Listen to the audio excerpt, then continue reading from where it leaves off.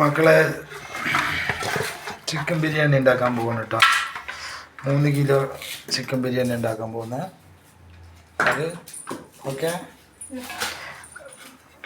ഇത് വേറെ ചിക്കനാണ്, അതവിടെ ഇരിക്കട്ടെ. ഇത് ഞാൻ ചിക്കൻ ബിരിയാണി ഉണ്ടാക്കാൻ വേണ്ടിയിട്ടുള്ള മസാല ഇത് ഇടാൻ പോവാണ്. ഓക്കെ, അവിടെ മക്കളെ ഇതിൽ കോൺഫ്ലവർ, പിന്നെ garam masala, chilli powder, chilli Kashmir chilli കേട്ടോ, പിന്നെ ലൈം ഇട്ടിട്ട് നന്നായിട്ട് മിക്സ് ചെയ്ത് വെച്ചിട്ടുണ്ട്.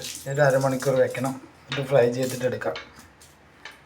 ഓക്കെ, ഞാവോട് ചെന്നൊരു കള്ളം പറയണം.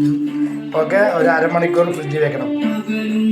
പകലിൻ്റെ സ്വപ്നങ്ങൾക്ക് ഇത് നമുക്ക് വറുത്ത് പോരണം കേട്ടോ. ആദ്യം ഉള്ളി ഒരു വെറും ഗോൾഡൻ ബ്രൗൺ കളർ ആകുമ്പോൾ വറുത്ത് പോരണം.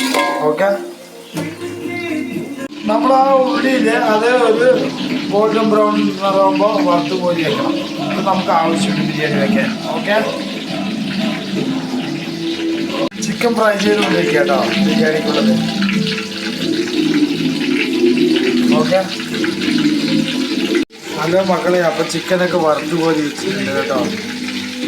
ഓക്കെ, ഇത് അടുത്തത് സ്റ്റെപ്പ് വന്നുകൊണ്ടിരിക്കുകയാണ്. ഓക്കെ, ഹലോ മക്കളെ, അപ്പോൾ ചിക്കൻ എല്ലാം ഫ്രൈ ചെയ്തെടുത്തിട്ടുണ്ട്. ഇനി ബിരിയാണി ഉണ്ടാക്കാനുള്ള തയ്യാറെടുപ്പിലാണ്. ഒരു 3 പീസ് കൂടി പൊരിക്കാനുണ്ട് കേട്ടോ. ഓക്കെ മക്കളെ, അപ്പോൾ ആ ഓയിലിൽ കൂടെ തന്നെ പട്ട, ഗ്രാമ്പൂ, ഏലക്കായ്, വലിയുള്ളി, ചെറുള്ളി, തക്കാളി, ഇഞ്ചി, വെളുത്തുള്ളി എല്ലാം പേസ്റ്റാക്കിയിട്ട് മിക്സാക്കിയിട്ട് നന്നായി വഴറ്റണം. ഇത് വഴറ്റി അതിൽ ആവശ്യത്തിന് ഉപ്പ്, തൈര് ഒഴിക്കണം കേട്ടോ. തൈരൊക്കെ ഒഴിച്ചിട്ട് നമ്മൾ ഈ ചിക്കൻ അതിലോട്ട് ആഡ് ചെയ്തു. ഓക്കെ, ഹലോ ഗൈസ്, അപ്പോൾ ഇത് തൈര് ആഡ് ചെയ്തു കേട്ടോ. ഓക്കെ, ഇനി കുറേ ഇതാകാണ്ട്. ഓക്കെ, വിളിക്കാം. ഇതിൽ കുറേ മസാലക്കൂട്ടൊക്കെ ചേർത്താൻ്റെ ചിക്കൻ അതിൽ കൂടെ ആഡ് ചെയ്യാൻ പോവാണ്. ഹലോ മക്കളെ, അപ്പോൾ ഞാൻ അതിൽ ചിക്കൻ ആഡ് ചെയ്തു. ഇനി നന്നായിട്ട് ഇളക്കിയിട്ട് ഇതിൽ യോജിപ്പിക്കണം കേട്ടോ. ഓക്കെ, നന്നായി ഇളക്കി യോജിപ്പിക്കണം.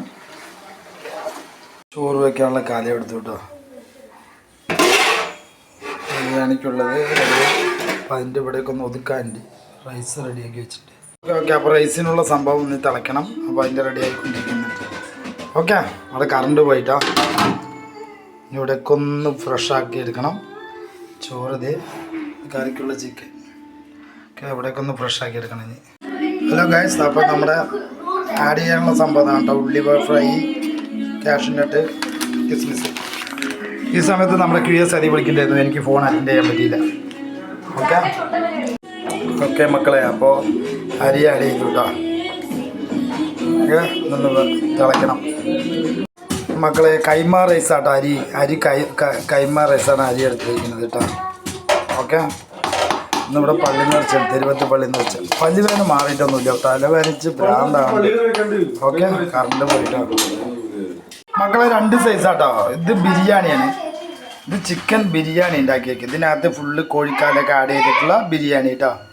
ഓക്കെ, അങ്ങനെ നമ്മൾ കൊണ്ടുപോയിട്ട് ഇത് നെയ്ച്ചോറ്.